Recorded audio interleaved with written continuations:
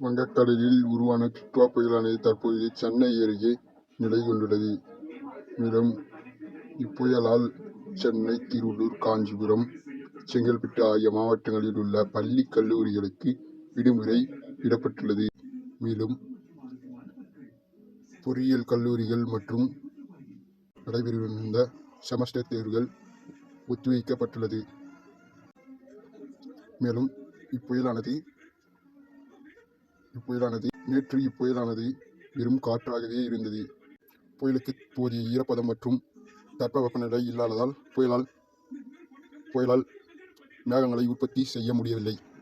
இப்புயலானது தற்பொழுது ஈரப்பதம் மற்றும் தட்பவெப்பநிலையால் தற்பொழுது வலுவாக காணப்படுகிறது.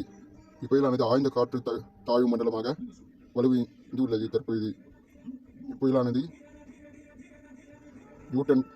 யூட்டன் அடித்து சென்னை அருகே கரையை கடக்க வாய்ப்புள்ளது. புயலானது ஆழ்ந்த காற்றழுத்த தாழ்வு மண்டலமாகவே கரையை கடக்கும் என எதிர்பார்க்கப்படுகிறது. இப்புயலால் சென்னை, திருவள்ளூர் ஆகிய மாவட்டங்களில் ரெட் அலர்ட் எச்சரிக்கை விடுக்கப்பட்டுள்ளது. மேலும் ராணிப்பேட்டை, காஞ்சிபுரம், செங்கல்பட்டு ஆகிய மாவட்டங்களுக்கு மஞ்சள் நிற எச்சரிக்கை விடுக்கப்பட்டுள்ளது. மேலும் இப்புயலால் 2 தினங்களுக்கு தமிழகத்தில் கனமழை எதிர்பார்க்கலாம்.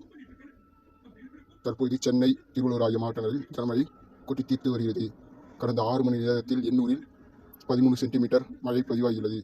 மேலும் சென்னையின் பல்வேறு பகுதிகளில் கனமழையானது விட்டு பெய்து வருகிறது. திருவள்ளூரில் மாவட்டத்திலும் அங்கங்கே கனமழை பெய்து வருகிறது. இப்புயலால் மேலும் 2 தினங்களுக்கு சென்னை, திருவள்ளூர், காஞ்சிபுரம், செங்கல்பட்டு ஆகிய மாவட்டங்களில் மழையை எதிர்பார்க்கலாம்.